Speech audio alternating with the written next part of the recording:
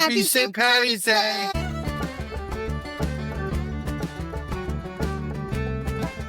Hi, everybody.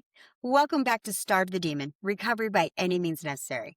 I'm your host, Jenna, and I'm joined by my handsome husband, Cliff. Hi. And today we're going to talk about St. Patrick's Day. We're going to talk about Ireland. We're going to talk about recovery. And it's going to be great. Let's get into it. Okay. Cliff and I both come from a long line of Irish people. He actually got to go to Ireland, and he's going to tell us about it. What year did you go to? It was 77. I had my 8th birthday there. I remember the cousins and everybody in my family like it was yesterday. It was my mom, my grandmother, and myself. And we were there for 14 days, I believe. Wonderful time. Everybody was so nice. I remember double-decker buses. They used to call them high poppers. I remember gambling. How did you gamble at 7 years old? Illegally, apparently. I did not know that. They just let me do it. I mean, I guess it was cute. To them, it was, oh, look at the little shamrock. Look at him find his pot of gold. I had uncles that would give us money to run across the field where the cattle were, 50 pence. It was a lot of fun. I remember catching a lot of salmon. They sent me 8 pounds of cheese when I got back to the States. As a little boy, that was a lot of cheese, but I don't remember today what type of cheese it was. I ate it all. I remember it was always raining, very gloomy. If you're not a happy person, you could slip into the abyss of depression there because it's always gray. But he likes that weather. We live in Florida, and he'd rather have a gloomy, October-y kind of day than a bright, sunny day. Absolutely. I think that may be why I enjoy gloomy weather today. Ooh, yeah, that's an interesting that insight. might be, could be. Memories. Brings back memories, nostalgia. But it was wonderful. I had a wonderful time in Ireland. I'm from New York, so I also enjoy the season change. I like the foliage. I like cool weather. Rain, snow. I miss that. It gets cold. We got down to 30 degrees one day this year. Yeah. That one day. Yeah, Tallahassee, it actually did snow. I've seen snow in Florida back when I was in high school. I thought my girlfriend had dandruff in her hair. I didn't know that it was snow. Yeah. What is that? Right. Yeah. Had no idea. Had never seen snow before. Tell me about the Blarney Stone. Oh, yes. I did kiss the Blarney Stone. That was a big thing. It's the thing to do. As tourists, see a line of people. These big, strong guys would hold you, and you go underneath a rock. It's supposed to bring you good luck. A great time. And then when I get back to the States, a lot of my friends tell me that they peed on it. Obviously, I don't believe that's true. But, they got to get you because they're jealous that I went to Ireland.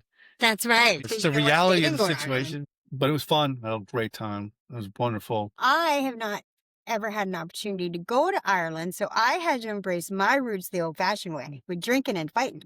Now we're in recovery. Quit drinking, quit fighting. Right. And turns out life doesn't end after the drugs and alcohol stop. No, that's when it begins. It took a long time to realize that. It did. Cliff is from New York, and I'm from Florida. And yet, we found each other. We didn't know when we met that we were both Irish. I think that the reason that we were able to meet is because there are 30 million people here in America with Irish ancestry, even though there's only 5 million people in Ireland. When you see us celebrating St. Patrick's Day, that is the real deal. When I was a kid, you'd get pinched if you didn't wear green on St. Patrick's Day. Well, I didn't care for the color green. So even on St. Patrick's Day, I wouldn't wear it. But I would just dare you to pinch me because I always said, I'm green on the inside, baby. My people are all Irish. As I understand it, St. Patrick himself was not actually Irish.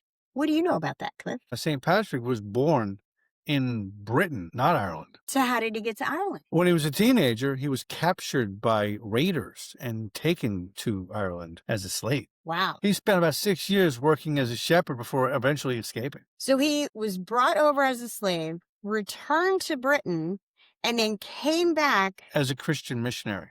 It's pretty amazing that taken as a slave to Ireland, he came back to try and save the Irish people. Isn't that just like somebody in recovery? It's wild. You go through something hard, you come out on the other side of it, and then you spend the rest of your life trying to help other people. Wow. And here's something else most people don't know, is that Ireland didn't have snakes.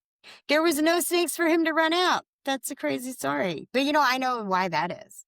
Because during the Ice Age, when all the water melted, the ocean rose, and the island of Ireland was cut off. So no snakes could get there. So the story is not about slithering snakes.